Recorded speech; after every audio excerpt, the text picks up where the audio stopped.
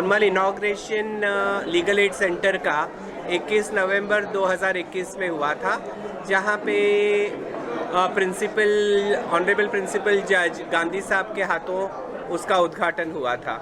लेकिन कोविड के वजह से बाद में काफ़ी एक्टिव पार्टिसिपेशन नहीं रहा एडवोकेट्स और लोगों के बीच में, और फिर हमने ये कोशिश की कि लीगल एड सेंटर ने एडवोकेट शोभना नाम्बियर उनको अपॉइंट किया कि हर सेकेंड और फोर्थ सैटरडे को 2:30 बजे से 5:30 बजे तक लीगल एड सेंटर रोज़ शुरू रहेगा, हर ये 2 दिन, और जहाँ जहाँ लोगों की समस्या है उसका समाधान करने की कोशिश करेंगे।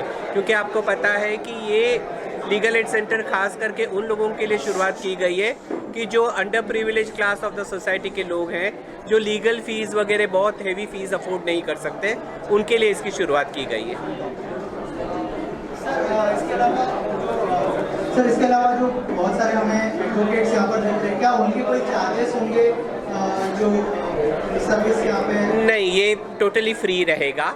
ये पूरा लीगल एड सेंटर जो भी गाइडेंस करेगा फ्री रहेगा। सर आपसे जानना चाहूँगा, कितना यूजफुल होगा ये वर्सोवा के लोगों के लिए, मुंबई के लोगों के लिए? कितना फ़ायदेमंद होगा? कितना फायदा समझा नहीं सर, मेरे को तो कह रहे हैं कि वो ये लीगल एड सेंटर जो शुरू हो रहा है वो कितना फ़ायदेमंद होगा? काफ़ी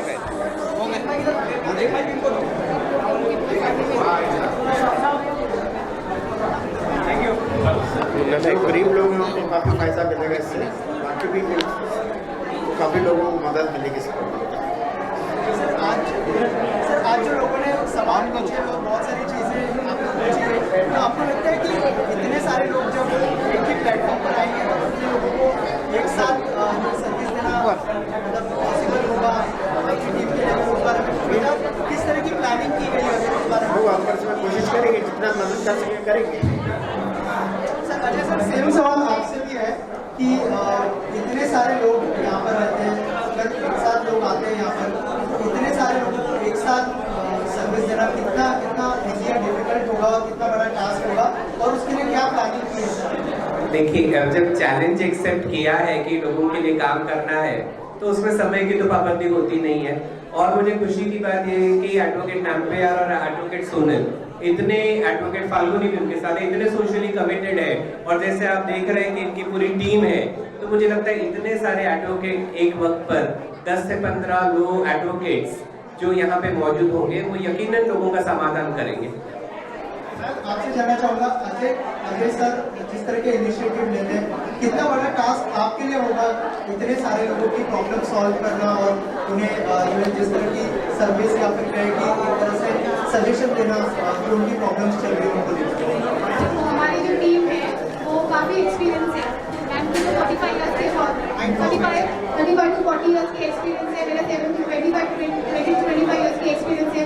हमारी टीम की एक्सपीरियंस है। आज तो वर्किंग डे है, वर्किंग डे के होने के बावजूद भी हमारी इतनी टीम है, इसके अलावा भी हमारे पास काफ़ी टीम है और सब सेक्टर्स में है। तो हाई एक्सपीरियंस हम पूरा प्रॉब्लम सॉल्व कर देंगे। और सर इसके अलावा सिर्फ ये वर्सोवा के लोगों के लिए होगा या पूरे मुंबई के लिए होगा सर? उस बारे में क्या होगा? देखिए, इसमें तो कोई रिस्ट्रिक्शन नहीं है कि कौन से एरिया से आदमी आएगा। जो ज़रूरतमंद आदमी होगा वो किसी भी विभाग से कोई भी एरिया से आएगा, यकीनन हम लोग उसको पूरी सुविधाएं देने की कोशिश करेंगे और जो भी उनकी क्वेरीज है उसका समाधान करने की कोशिश करेंगे। यामध्ये काही गंभीर सुद्धा अशी गुन्हे असू शकतात, जसं ॲट्रॉसिटीचे गुन्हे असतील, फॅमिली मधले वाद असतील, अशा पद्धतीने जर काही आपल्याकडे तक्रारी आल्या तर त्याचं निवारण केलं जाईल। आपण जसं आता हँडबिल डिस्ट्रीब्यूट करताना आपण वेगवेगळे समस्या जसे फॅमिली लॉ संबंधित आहे, सिव्हिल किंवा क्रिमिनल मॅटर्स आहेत, या सर्व संबंधित ॲडव्होकेट्स बसतील, त्याच्यावरती त्यांची जी काही क्वेरीज असतील त्याचं समाधान करण्याचे प्रयत्न आम्ही नक्की करू। सर इसके अलावा और एक चीज़ आपसे जानना चाहूँगा, कुछ लोग रियल केस लेकर आएंगे, कुछ लोग इसका मिसयूज भी करेंगे, तो वो किस तरह से फाइंड आउट करेंगे? रियल केस और जेन्युइन केस को ही सॉल्व किया जाएगा। मुझे लगता है जो एडवोकेट्स है वो अपने आप में इतने सक्षम है कि वो खुद जान सकते हैं कि क्या सही है क्या गलत है, और हम लोग यही कोशिश करेंगे कि जब हम न्याय की बात करते हैं तो यकीनन जस्टिस जो सही है उसी के साथ होना चाहिए, और जस्ट केसेस के लिए हम लोग फाइट करेंगे। और जहां तक उन्होंने कहा कि फैमिली डिस्प्यूट्स का सवाल है, एकता मंच हर मुमकिन कोशिश करेगी कि कोई घर टूटे नहीं। जहां तक होता है वो घर जोड़ने की कोशिश करेंगे, तोड़ने की नहीं, क्योंकि तोड़ना हमारा काम नहीं है, जोड़ना हमारा काम है। मैं आपके कहना चाहूँगा, सर ने कहा जोड़ना काम है, तोड़ना नहीं। जो नेक्स्ट सेशन होगा, सोसाइटी आएगी और जो सोसाइटी में पैसे नहीं भरने वाले वो भी आपके पास नहीं आएंगे, तो आप क्या करेंगे? समझौता वहीं कराएंगे, कोर्ट में ले जाएंगे?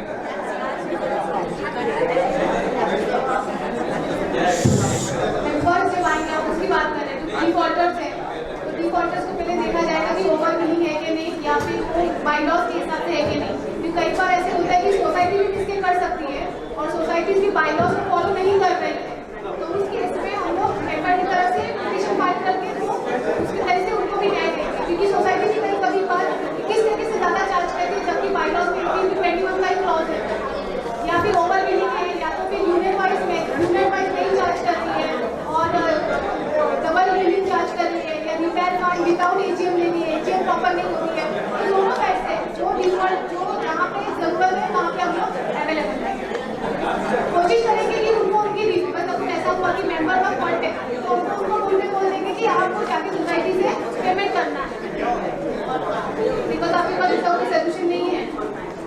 सर तसं जर पाहायला गेलं आपण त्या ठिकाणी राहतोय, त्या ठिकाणी जास्तीत जास्त जे तक्रारी येत आहेत ते म्हणजे जागेच्या फसवणुकी संदर्भामध्ये जी बिल्डर लॉबी आहे, जे गरीब लोक आहेत त्यांची फसवणूक करतात, तर अशा तक्रारी मोठ्या प्रमाणामध्ये येऊ शकतात, त्यावरती कशा पद्धतीचं आपण ते काम करतो? त्यांचा ऑलरेडी ॲडव्होकेटचं या संबंधित बोलणं झालं की जे तक्रारी येतात जिथे लोकांची फसवणूक होत आहे तिथे त्या केसेसना आम्ही वॉर्ड बुकिंगवरती घेऊ। बघा आम्ही हे प्रयत्न करतोय कि जैसे मैंने अभी थोड़ी देर पहले बोला कि किसी का घर तोड़वाना, कोई इलीगल कंस्ट्रक्शन में हमारा हस्तक्षेप करना, ये सब काम हमारा नहीं है।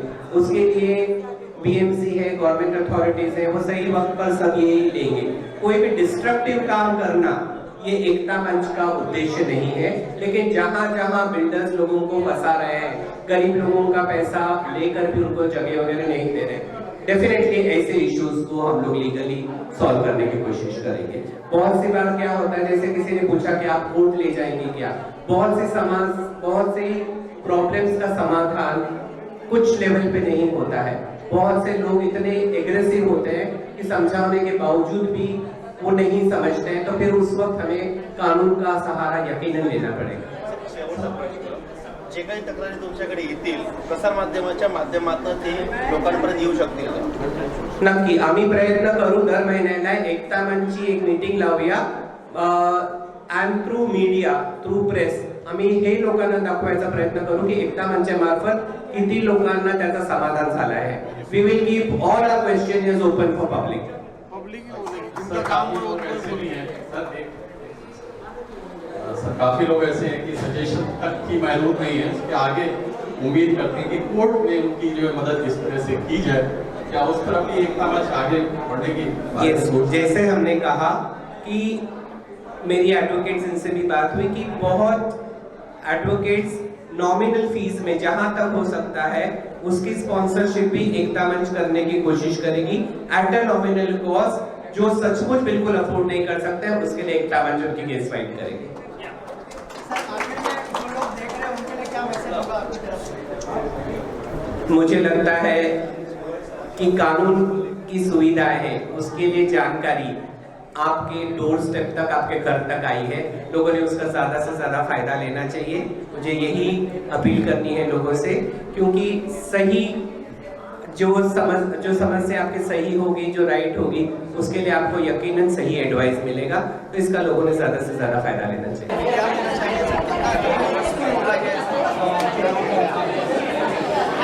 नमस्कार, मेरा नाम विजय पांडे है और मैं वर्सोवा का निवासी हूँ।